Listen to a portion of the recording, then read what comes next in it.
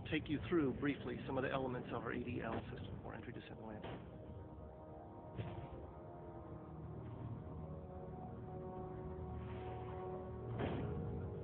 We start prior to the atmosphere of Mars, about 13,000 miles an hour. And we are at this point, we separate the cruise stage and prepare for running into the atmosphere of Mars. It's a bit of an impact. We will pull about 10 Earth Gs or more of acceleration during our first contact with the Martian atmosphere. During that time, we're employing something called guided entry, which I'll speak a little bit about later.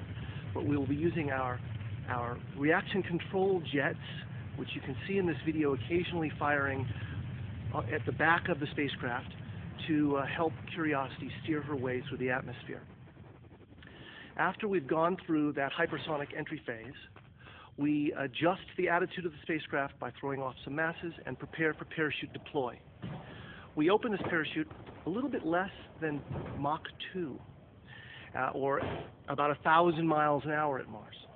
We open up the world's largest supersonic parachute, 21-meter diameter parachute, and then almost immediately remove the heat shield and start looking for the ground. At about a mile above the surface, we will have seen the ground with a custom-made radar, landing radar, and we will let go of the parachute and use our 8 Mars landing engines, also developed purposefully for Curiosity. We'll use those rocket engines to slow us from about 200 miles an hour down to about 1.5 miles an hour, or 3/4 of a meter a second, and in straight vertical flight. We're in that straight vertical flight for the last 200 meters or so, looking straight down on where we're going to land. And then 20 meters before we land, we separate the rover below the descent stage, and the two together continue at that 1.5 miles an hour down gently towards the surface until Curiosity herself weight is taken up by the terrain of Mars. At this point, we cut the descent stage free, and it flies off to a safe distance to impact the surface. Leaving Curiosity, wheels down on the Martian terrain, ready to begin its surface mission. Now, there are two key novel pieces to this entry, descent, and landing architecture. The first is guided entry, and I mentioned that. I'll walk you through a bit of it. Historically, the landing footprint that our missions have been 100 kilometers or more of landing uncertainty when we go to select the site that we're going to. Well, it's quite hard to find safe sites to land that are that size. Curiosity uses guided entry to shrink that from 100 kilometers or so down to something a skosh less than 20 kilometers of uncertainty. To do that, we take our entry capsule. We have some masses, about 1 MER's Rover worth of tungsten in 6 ports out here. And when she flies through the atmosphere of Mars, because of these weights, she flies at a canted angle. That canted angle develops lift. She then uses the reaction control jets here to turn that lift vector forward and backwards, up and down, to control her descent through the atmosphere and remove both errors in delivery and, more importantly, the uncertainty of the atmosphere that we may encounter on the day we land. That's always been traditionally a big question mark. What atmosphere are we going to find when we come in? This system allows us to be robust to a large range of those possible atmospheres. The second big novelty is the way that we touch Curiosity down to the ground, the touchdown system or landing system. 20 meters above the surface, Curiosity still has her jet backpack, the descent stage, strapped to her. She's in vertical flight. And at this point, she's lowered by the descent stage. As they both continue downward, she's lowered down on a 7.5 meter bridle, and the two together slowly make their way down until her weight is taken up by the terrain of Mars. At this point, with Curiosity safely on the surface, and after we've acknowledged that the weight is gone, the descent stage cuts itself free and flies away. It looks a little bit crazy. I promise you it is the least crazy of the methods you could use to land a rover the size of Curiosity on Mars, and we've become quite fond of it, and we're fairly confident that Sunday night will be a good night for us. Curiosity is not a life detection mission. We're not actually looking for life. We don't have the ability to detect life if it was there. What we are looking for is the ingredients of life.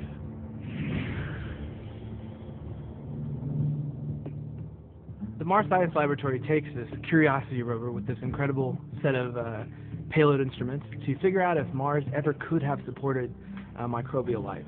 By that we mean a place where microorganisms, little tiny single-celled organisms, could have lived, and that requires a source of energy and water, because all life as we know it is associated with water, and then we also need a source of carbon.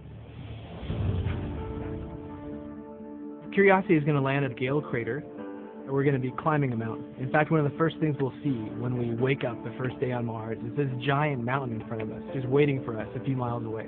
And in that mountain there's a stack of layers, and like turning the pages in a book, we will explore these layers and look at them in terms of whether or not they preserve evidence for ancient habitable environments.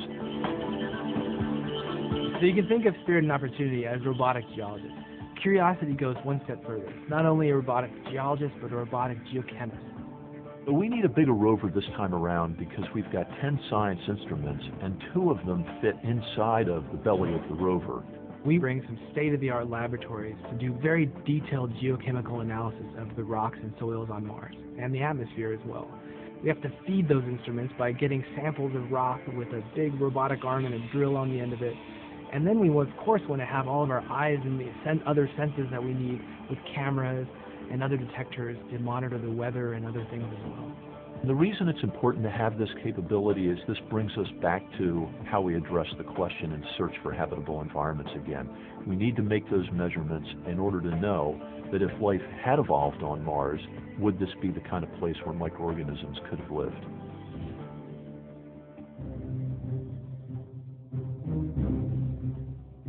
When people look at it, sometimes when we look at it, it looks crazy. It is the result of reasoned engineering thought, but it still looks crazy. From the top of the atmosphere down to the surface, it takes us 7 minutes. It takes 14 minutes or so for the signal from the spacecraft to make it to Earth. That's how far Mars is away from us. So when we first get word that we've touched the top of the atmosphere, the vehicle has been alive or dead on the surface for at least 7 minutes.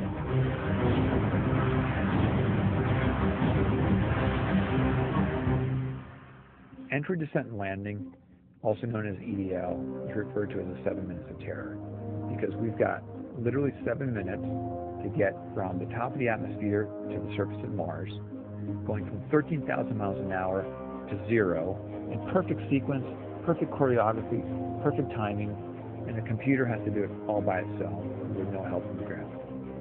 If any one thing doesn't work just right, it's game over. We slam into the atmosphere and develop so much aerodynamic drag. Our heat shield, it heats up and it glows like the surface of the sun. 1,600 degrees.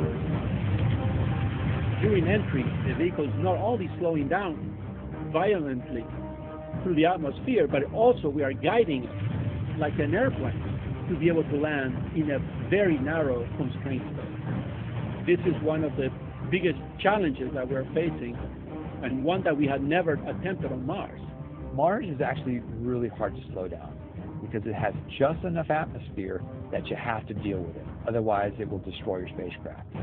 On the other hand, it doesn't have enough atmosphere to finish the job. We're still going about 1,000 miles an hour. So at that point, we use a parachute. The parachute is the largest and strongest supersonic parachute that we've ever built to date. It has to be able to withstand 65,000 pounds of force, even though the parachute itself only weighs about 100 pounds. When it opens up that fast, it's a neck-snapping 9 Gs. At that point, we have to get that heat shield off. It's like a big lens cap blocking our view of the ground to the radar. The radar has to take just the right altitude and velocity measurements at just the right time, or the rest of the landing sequence won't work. This big, huge parachute that we've got, it will only slow us down to about 200 miles an hour. And that's not slow enough to land. So we have no choice, but we've got to cut it off and then come down in rockets. Once we turn those rocket motors on, we don't do something, we're just going to smack right back into the parachute. So the first thing we do is make this really radical divergence. We fly off to the side. Diverting away from the parachute, killing our horizontal velocity and our vertical velocity, getting the rover moving straight up and down so it can look at the surface with its radars and see where we're going to land. And we head straight down to the bottom of a crater, right beside a 6-kilometer high mountain. We can't get those rocket engines too close to the ground, because if we were to descend propulsively with our engines all the way to the ground, we would essentially create this massive dust cloud. That dust cloud could then go and land on the rover. It could damage mechanisms and it could damage instruments. So the way we solve that problem is by using the sky crane that we built. 20 meters above the surface, we have to lower the rover below us on a tether that's 21 feet long, and then gently deposit on its wheels on the surface.